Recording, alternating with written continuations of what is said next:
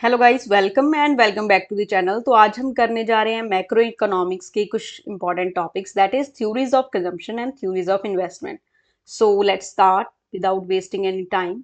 सो macro economics में हम पहले दो कंसेप्ट पढ़ते हैं। पहला कंसेप्ट है हमारा स्टॉक वेरिएबल, दूसरा है हमारा फ्लो वेरिएबल। स्टॉक वेरिएबल हमारा क्या होता है कि इकोनॉमी में जब हम किसी वेरिएबल को मेजर करते हैं at a point of time, जब हम किसी वेरिएबल को मेजर करते हैं उसे कहते हैं स्टॉक वेरिएबल। इसमें क्या क्या आता है हमारा stock of capital, supply of money, business inventories, accumulated saving, accumulative wealth, labour force and total employment. Then हम आता है हमारा फ्लो वेरिएबल। फ्लो वेरिएबल को कैसे हम मेजर करते हैं over a period of time. इसमें कौन कौन से हमारे वेरिएबल्स आते हैं? GNP, consumption expenditure, saving and investment, export import, government revenue and government expenditure. Then हमारा कंसेप्ट आता है जीडीपी डिफ्लेटर। जीडीपी डिफ्लेटर क्या मेजर करता है? हमारा इन्फ्लेशन को।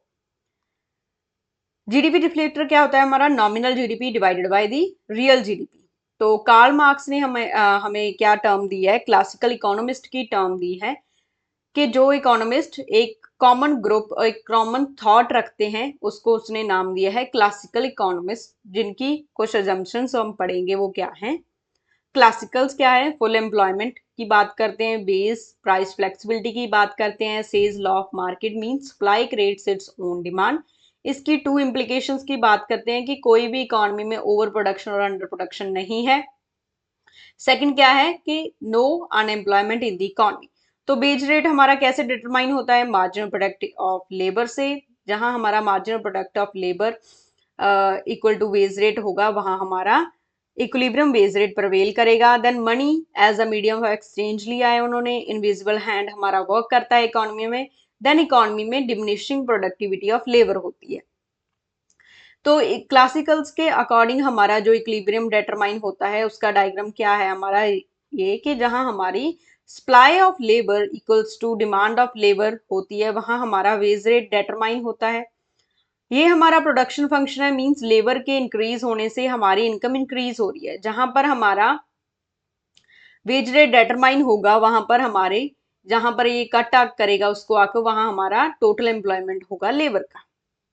देन केंजियन के टू सेक्टर मॉडल को हम देखें तो वेजेस एंड प्राइसेस रिजिड हैं, अंडर एम्प्लॉयमेंट है इकोनॉमी में due to lack of effective demand. तो ये हमारे क्लासिकल्स थे वो क्या करते हैं? सप्लाई साइड की बात करते हैं। बट जो हमारा केन्स है वो क्या करता है? डिमांड साइड की बात करता है कि इफेक्टिव डिमांड, डिमांड के कम होने से हमारी जो इकोनॉमी में उथल फुथल होती है। देन गवर्नमेंट इंटरवेंशन, वो नेसेसरी कहता है कि गवर्नमेंट को इंटरवीन करना चाहिए इकोनॉमी में। इफेक्टिव डिमांड कहाँ होती है? जहां हमारा aggregate supply equal to aggregate demand होगा। तो टू सेक्टर इकोनॉमी में हमारी डिमांड साइड क्या है? कंजम्पशन एंड इन्वेस्टमेंट की हम डिमांड करते हैं, कंजम्पशन गुड्स की और इन्वेस्टमेंट गुड्स की।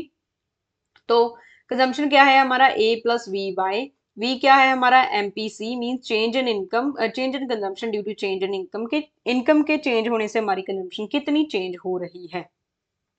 देन ए हमारा ऑटोनॉमस कंजम्पशन है, जहां पर हमारी इनकम इक्वल टू जीरो होगी, हमारा कंजम्पशन फिर भी पॉजिटिव होगा, वो होती है हमारी ऑटोनॉमस कंजम्पशन।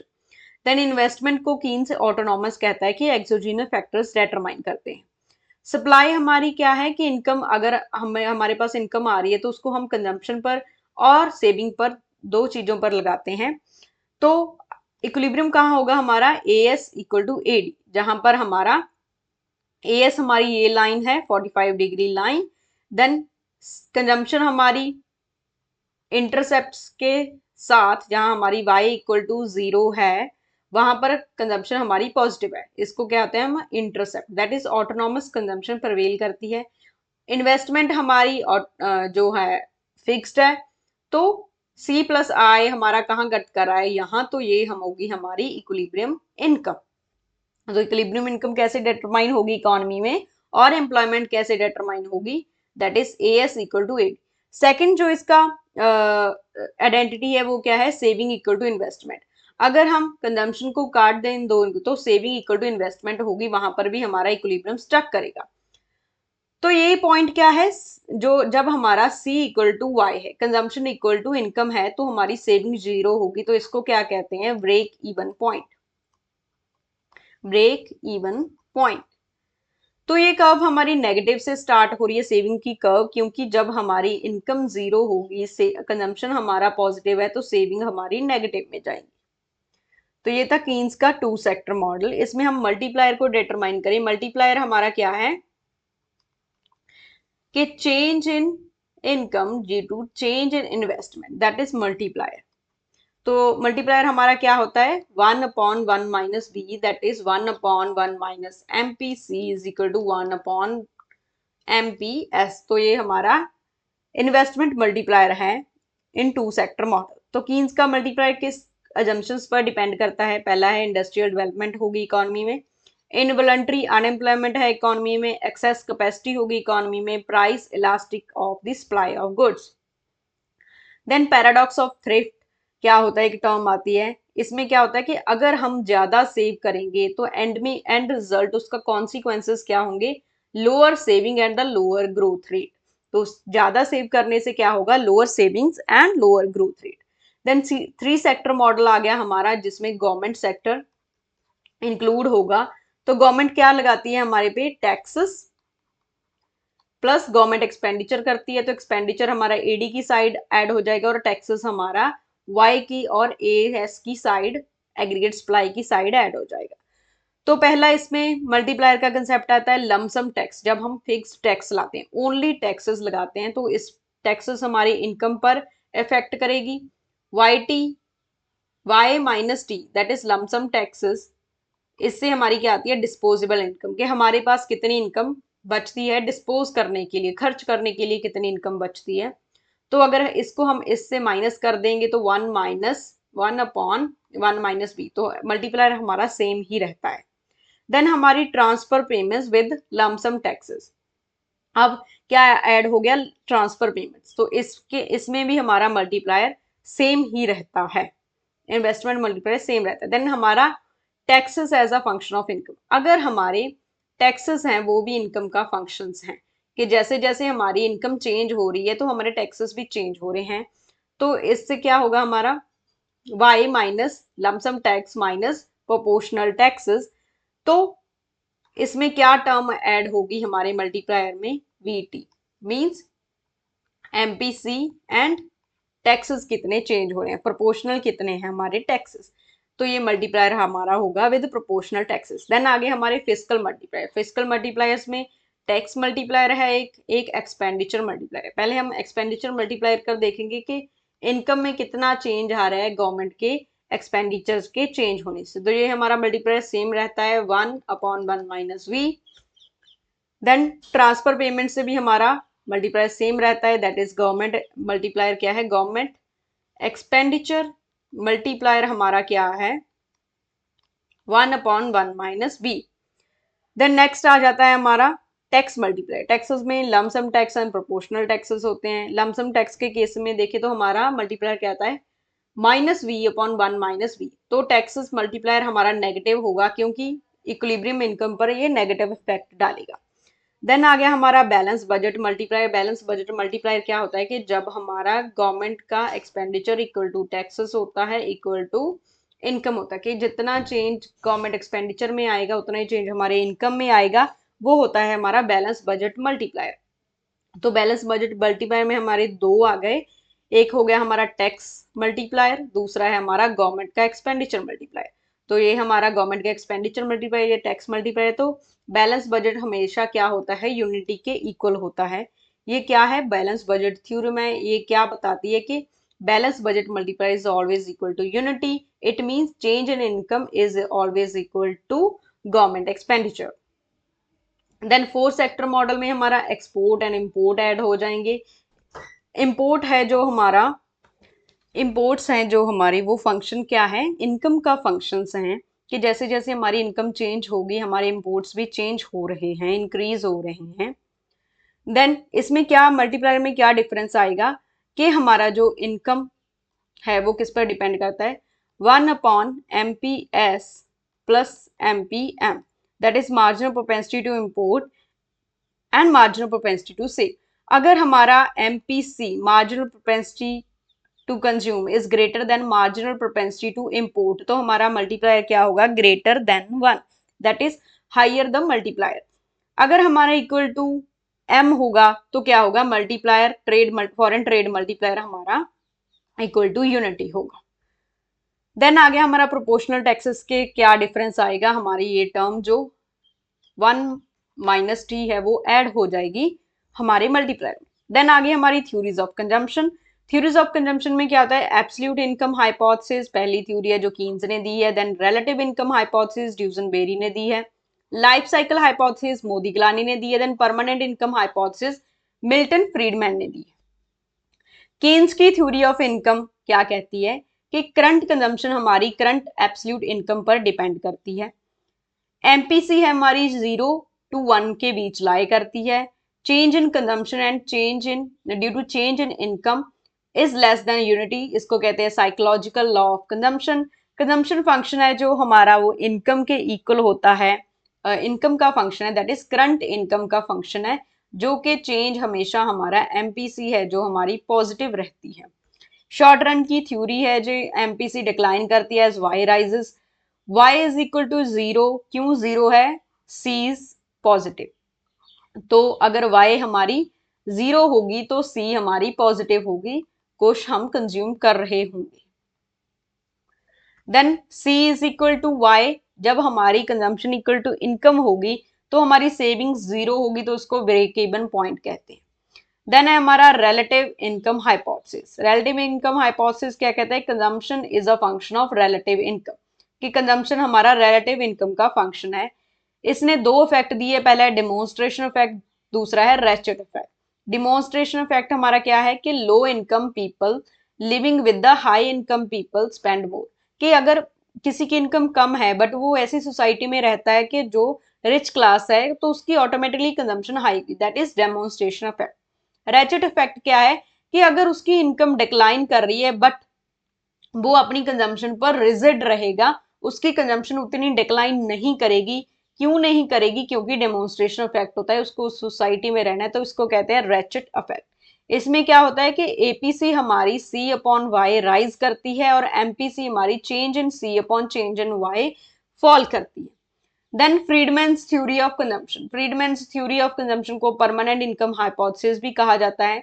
इसमें क्या होता है कि लेवल ऑफ करंट कंजम्पशन है वो किस पर डिपेंड करता है, हमारी परमानेंट इनकम पर डिपेंड करता है। कंजम्पशन है जो हमारी किस पर डिपेंड करती है, permanent income. Long run theory है जो परमानेंट इनकम हमारी क्या होती है कि ऑल इनकम जितनी भी वो पर्सन एंटीसिपेट करता है उसकी जो एवरेज वैल्यू होती है दैट इज हमारी परमानेंट इनकम।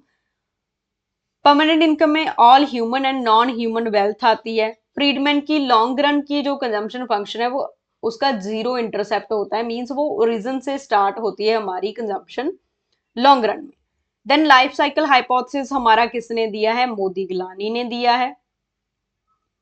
इसमें क्या होता है कि करंट कंजम्पशन है जो हमारी किसका फंक्शन है, होल लाइफ अर्न इनकम, के लाइफ टाइम में हम कितनी इनकम अर्न करेंगे उस पर डिपेंड करती है हमारी करंट कंजम्पशन। तो करंट कंजम्पशन किस पर डिपेंड करती है, life time income. Life time income कैसे आती है हमारी, YL, दैट इज कितनी साल की इनकम है हमारी, देन कितने साल हम काम करेंगे अपॉन उसकी कितने साल हम जिएंगे, दैट इज कंजम्पशन हमारी इस पर डिपेंड करती है। Then modern theory of life cycle hypothesis and permanent income hypothesis को LCPI हाइपोथेसिस भी कहा जाता है, इसको random walk theory of consumption भी कहते हैं, ये रॉबर्ट हॉल ने दी है। इसका क्या मतलब है, कंजम्पशन अंडर अनसर्टेनिटी, कि अनसर्टेनिटी में हमारी जो कंजम्पशन है वो कैसी होगी।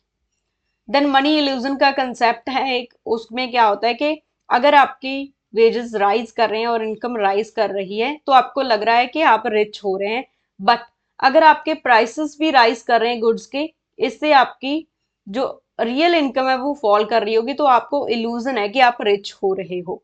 देन आ गई हमारी theories of investment. Theories of investment में हमारी पहले आती है कि इन्वेस्टमेंट डिसीजन हमारे किस पर डिपेंड करते हैं, पहला है हमारा नेट प्रेजेंट वैल्यू, दूसरा है मार्जिनल एफिशिएंसी ऑफ कैपिटल।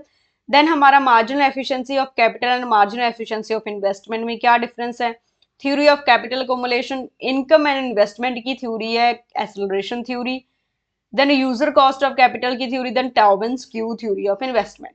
तो मल्टीप्लायर हमारा क्या आता है, पहले चेंज इन इन्वेस्टमेंट से इनकम में कितना चेंज आ रहा है, तो एक्सेलरेटर हमारा क्या है कि इनकम के चेंज होने से इन्वेस्टमेंट में कितना चेंज आ रहा है, तो ये हमारा मेन डिफरेंस। जो कैपिटल है हमारा स्टॉक वेरिएबल है, इन्वेस्टमेंट हमारा फ्लो वेरिएबल है। इंड्यूस्ड इन्वेस्टमेंट हमारी क्या होती है कि इन्वेस्टमेंट हमारी किस पर डिपेंड करती है, इनकम पर और इंटरेस्ट रेट पर। ऑटोनॉमस इन्वेस्टमेंट क्या होती है कि इनकम और इंटरेस्ट के बिना जो एक्सोजिनस फैक्टर्स के कारण हमारी इन्वेस्टमेंट होती है उसको कहते हैं ऑटोनॉमस इन्वेस्टमेंट। देन हमारा net present value, net present value की होती है प्रेजेंट वैल्यू माइनस कॉस्ट, कि प्रोजेक्ट की रिटर्न्स की आपकी प्रेजेंट वैल्यू कितनी है माइनस कॉस्ट कितनी है आपके प्रोजेक्ट की। प्रेजेंट वैल्यू हम कैसे कैलकुलेट करते हैं कि रिटर्न्स कितने आ रहे हैं उसको हम डिस्काउंट करते हैं मार्केट रेट ऑफ इंटरेस्ट पर। तो ये क्या है हमारी प्रेजेंट वैल्यू क्या है, डिस्काउंटेड रिटर्न्स। डिस्काउंटेड रिटर्न्स क्या होते हैं कि मार्केट रेट ऑफ इंटरेस्ट पर हम जब डिस्काउंट करते हैं उसको कहते हैं present value. That is time value of money, के 1 रुपया जो हमें आज मिल रहा है उसकी वैल्यू ज्यादा है जो हमें कल मिल रहा है 1 रुपया, तो money has a time value. अगर हमारी एनपीबी 0 होगी तो हमें ना लॉस होगा इन्वेस्टमेंट से ना प्रॉफिट होगा, तो हम न्यूट्रल हैं। अगर एनपीबी हमारी ग्रेटर देन 0 है तो हमारी प्रॉफिटेबल है इन्वेस्टमेंट, अगर हमारी एनपीबी लेस देन 0 है तो हमें लॉस होगा इन्वेस्टमेंट में। Then marginal efficiency of capital, Keynes ने ये कंसेप्ट दिया है, इसको इंटरनल रेट ऑफ रिटर्न्स भी कहते हैं।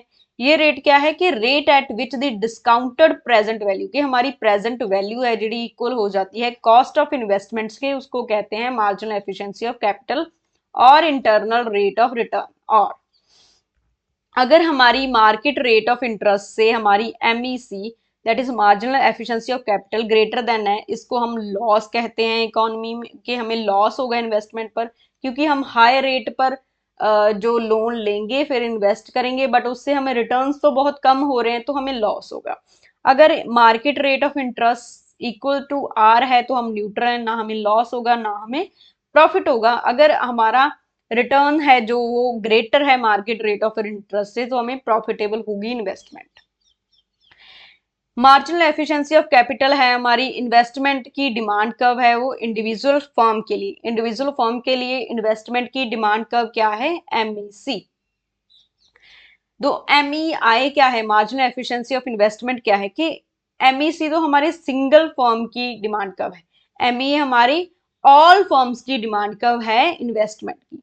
तो MEI हमारा लाई करेगा बिलो दी MEC कर्व। क्यों लाई करेगा, क्योंकि जब हमारा इंटरेस्ट रेट कम होगा तो ऑब्वियसली हमारी इन्वेस्टमेंट राइज करेगी, पर क्योंकि इकोनॉमी में एक्स्ट्रा प्रोडक्शन तो नहीं हो रही कैपिटल गुड्स की, तो इससे क्या होगा कि जब ऑल फर्म्स डिमांड करेंगे कैपिटल गुड्स की तो कैपिटल गुड्स का प्राइस इंक्रीज हो जाएगा, तो इन्वेस्टमेंट उतनी नहीं होगी जितनी MEC बताती है, उससे कम होगी। कितनी होगी, MEI that is marginal efficiency of investment जितनी होगी। Marginal efficiency of investment concave होती है ओरिजिन के, क्योंकि राइजिंग कॉस्ट ऑफ कैपिटल होता है। देन इक्विलिब्रियम हमारा किस तरीके से डिटरमाइन होगा, ऑप्टिमल कैपिटल स्टॉक हमारा कहां पर होगा, जहां पर हमारी marginal efficiency of investment is equal to a market rate of interest is equal to marginal efficiency of capital होगा। यहां पर क्या होगा, नेट इन्वेस्टमेंट हमारी 0 होगी। कौन सी इन्वेस्टमेंट होगी, जितना हम रिप्लेस, जितना डेप्रिशिएशन हो रहा है उतनी ही इन्वेस्टमेंट होगी। ग्रॉस इन्वेस्टमेंट हमारी डेप्रिशिएशन के इक्वल होगी और रिप्लेसमेंट कॉस्ट के इक्वल होगी। देन नेक्स्ट है हमारा accelerator theory of investment. Accelerator theory of investment, acceleration का प्रिंसिपल पहले दिया है क्लार्क ने। एसिलरेशन थ्योरी ऑफ इन्वेस्टमेंट क्या कहती है कि desired optimum stock of capital है जो हमारा, वो किस पर डिपेंड करता है, इनकम और आउटपुट। तो रिलेशनशिप किस में दिखाती है, ये कैपिटल स्टॉक एंड इनकम में हमारा रिलेशनशिप दिखाती है एसिलरेशन थ्योरी। इसके एग्जाम्पशंस क्या है, कॉब डॉगलस प्रोडक्शन फंक्शन होता है, प्रोडक्शन फंक्शन होमोजेनस है, परफेक्ट कंपटीशन है, परफेक्ट इंफॉर्मेशन है, नो एक्सेस प्रोडक्शन है, no financial constraints means funds are easily available. तो हमारी कैपिटल स्टॉक है वो किस पर डिपेंड करता है, current income, current capital stock current income पर डिपेंड करता है। फ्यूचर का कैपिटल स्टॉक फ्यूचर की इनकम पर डिपेंड करेगा। तो capital stock, change in capital stock means investment. तो इन्वेस्टमेंट हमारी किस पर डिपेंड करती है? अल्टीमेटली किस पर डिपेंड करती है? चेंज इन इनकम पर। अगर हमारा चेंज इन इनकम पॉजिटिव है तो हमारी इन्वेस्टमेंट भी पॉजिटिव होगी। अगर हमारा change in income equal to zero है तो इन्वेस्टमेंट इक्वल टू जीरो होगी। अगर हमारा change in income is negative then investment हमारी नेगेटिव होगी। देन नेक्स्ट थ्योरी है हमारी इंटरनल थ्योरी ऑफ इन्वेस्टमेंट। इसको प्रॉफिट थ्योरी ऑफ इन्वेस्टमेंट भी कहते हैं। इसको किसने दिया है? जैन टिनवर्जन ने।